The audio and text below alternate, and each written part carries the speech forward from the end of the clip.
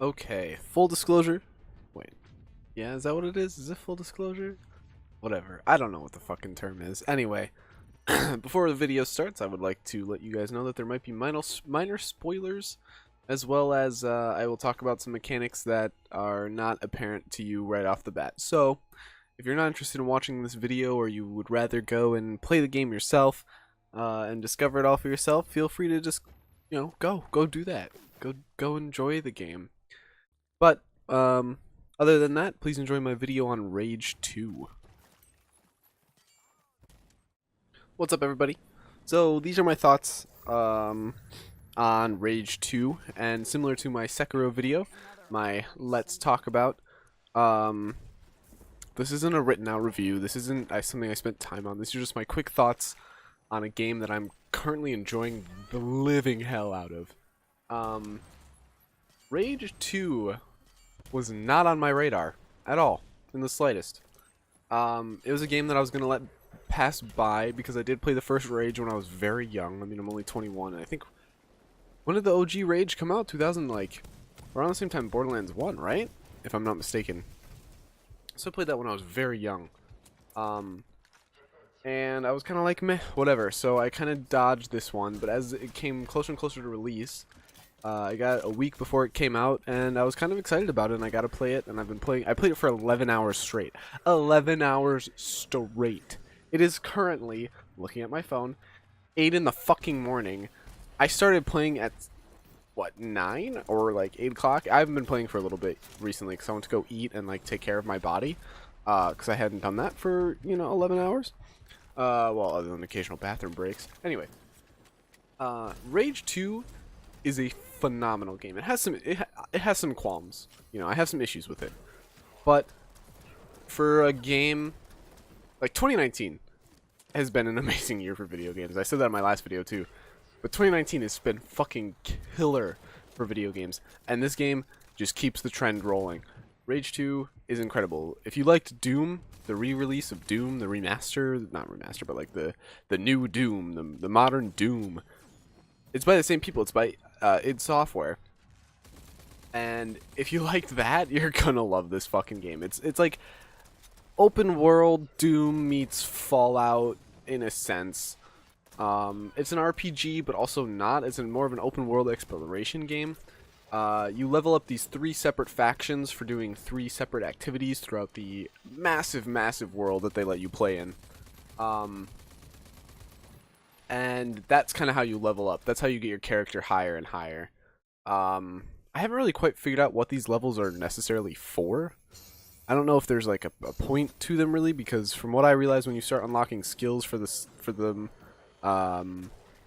like the specific factions, once you start unlocking skills, it kind of just opens up the skill tree as you unlock more skills, versus you level up, opens up a new branch once you hit a certain level, and then that, I don't know, maybe it's not working the right way right now, or that's what they intended it to be. I have no idea. But that's just kind of something that I was really kind of like, huh, that's weird. The gunplay is phenomenal. All the guns feel really, really good and balanced, and like I have almost all the guns. I think I'm missing one at the moment of playing, at the moment of recording this. I believe I'm missing one, and it's of all the guns that I have a very powerful like rail gun and a rocket launcher and like all sorts of crazy shit. I like using the pistol. It's just a gun that I like using. I have all these other crazy, stupid guns, but the pistol is the gun that I always go to at the end for some reason. And it's just like, it lets you know that all the guns are balanced. They all work. They all can do what the other can. It's just a matter of what way they do it. I think that's phenomenal. And then you have your support items, which are your, the fuck is it called? Wingblade? Wingding? Your wingding? The fuck are they called? I know, I'm just tired. I'm tired. You have your wingdings, you have your grenades, you have your turrets, and I think that's it. I think those are the 3 things that you can use as support skills, which are just your grenades. And then you have 3 different medical items as well. One that makes overdrive, whatever, Brian. I'm tired. it makes that charge a lot faster. It gives it charge to it. You have your standard heal, like a stim pack. It just, you insert it and it heals you. And then you have one that makes your abilities recharge faster.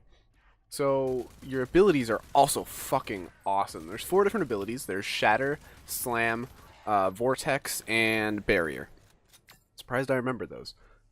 They're all pretty decent. Barrier I haven't really found a use for too often. I do find myself using it, but I don't use it all the time. Unlike Slam, which I use on fucking cooldown because Slam is the shit. Slam is so cool because you can like level it up, so when you slam it, it creates a vortex at your impact point and it sucks in all the enemies, and then you slam and you hit them all and it does damage based on how high you are. That's incredible. I love that.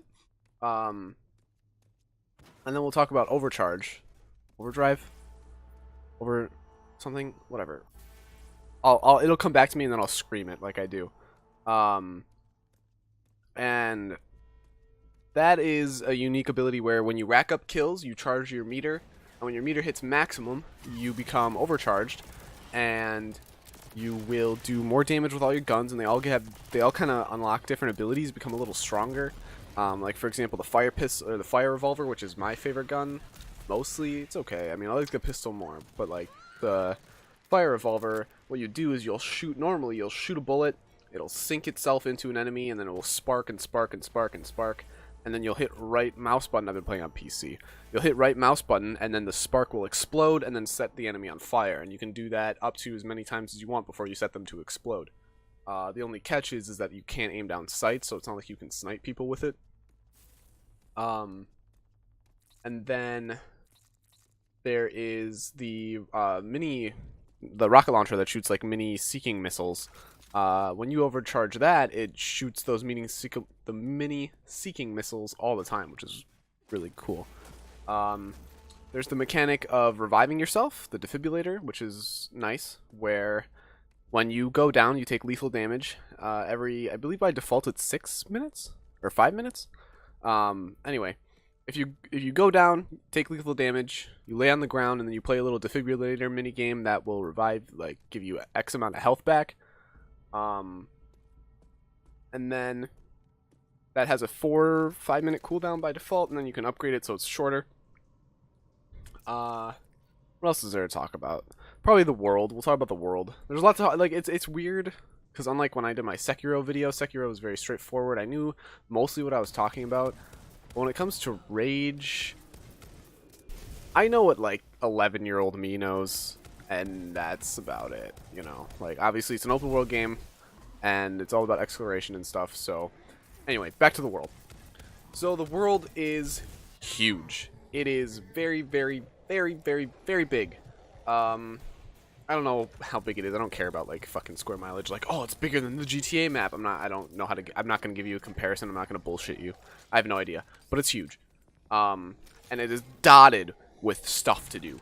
Just everywhere. There are some moments where once you clear out an area, not clear out an area, but once you get a lot of the stuff done in like a cluster of an area, you kind of find yourself driving and not a whole lot going on. You hear gunshots in the distance, and like there are mutants and bandits and what are they called? The immortal whatever. Those guys, the Immortal Shroud, those guys all running around shooting each other, pew pew pew, you know, whatever. And really, you don't need to ever fight them unless they're like by a stash, and even then, you mostly just end up driving by them. That's one of my quips with the game. I don't like that. I don't like that. Like when I'm driving, I don't know. I don't feel like there's too much going on with that. So then another point of mine is when it comes to stuff like leveling and skilling your character. The leveling and skilling of your character is very good. It's a really good progressive system. The way that you start off slow and then you hit a point where you're definitely spending a lot of your time just kind of sitting and waiting for the next level to come around.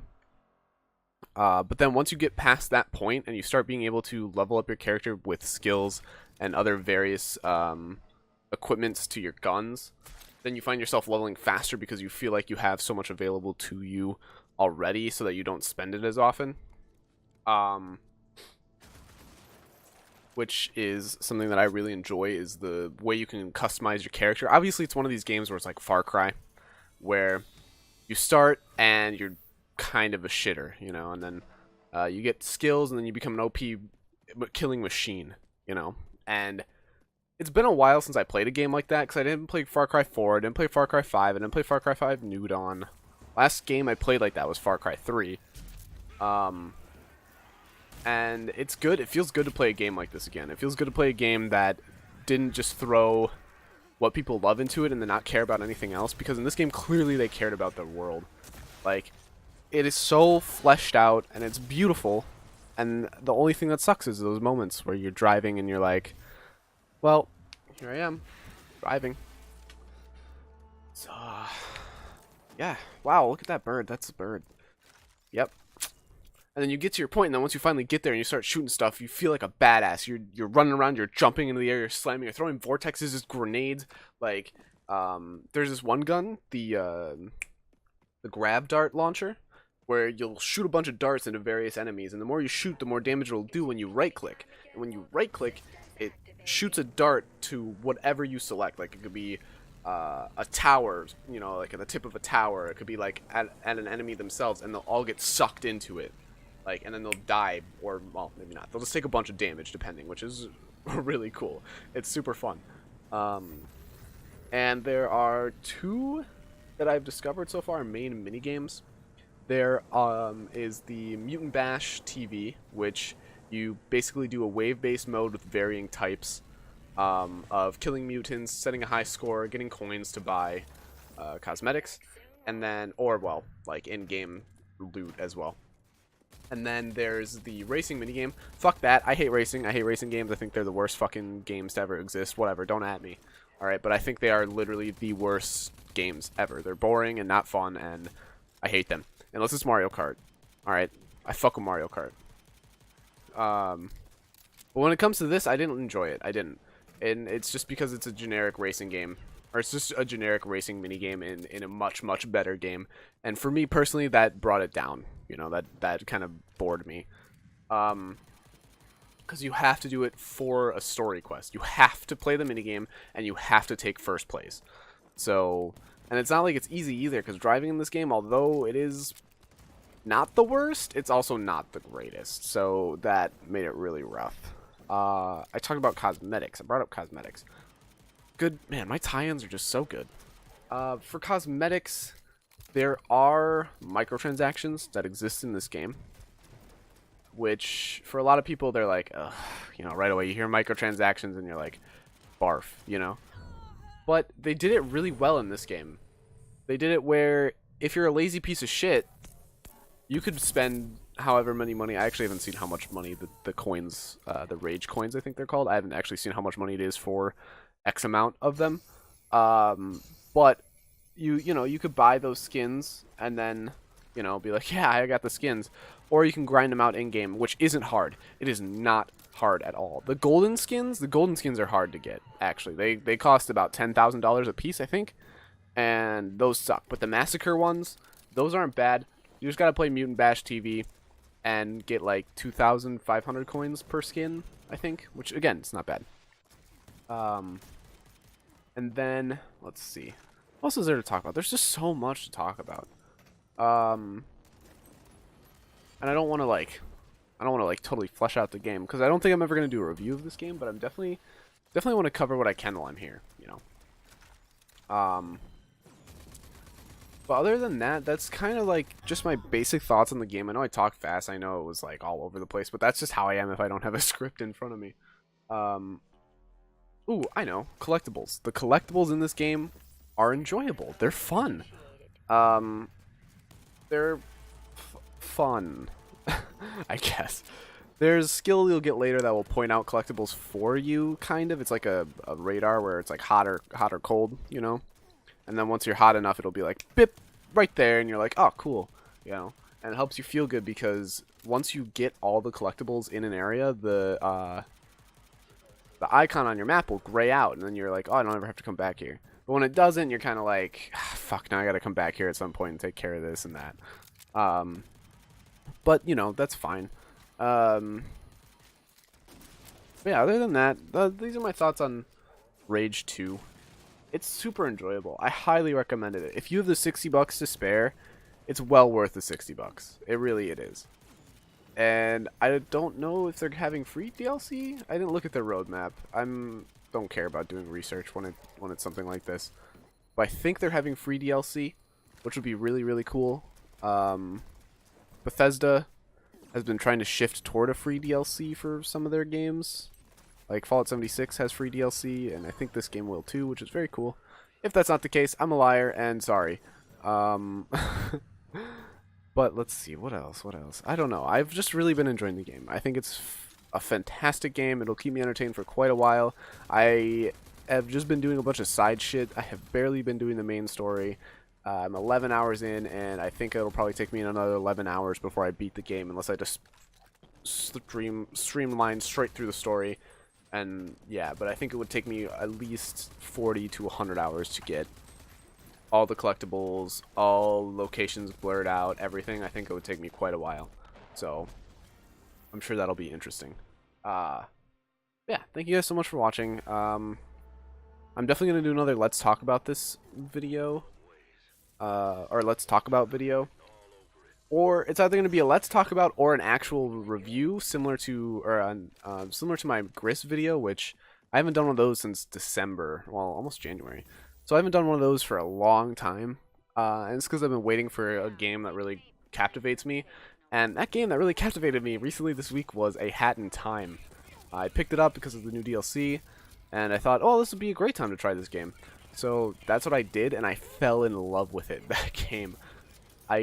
Seriously, I fell in love with that fucking game. It is so good, and I'm so sad I did not play it 2 years ago when it released. But yeah, expect something related to A Hat in Time sometime soon. Anyway, thank you guys so much for watching. I really appreciate it. I was trying to think. Sorry, I got lost in my train of thought. Oh, fuck it. Pokemon. That's done for now until I can get my life together again and not be so busy. Anyway, thank you guys so much for watching. I know I suck at goodbyes.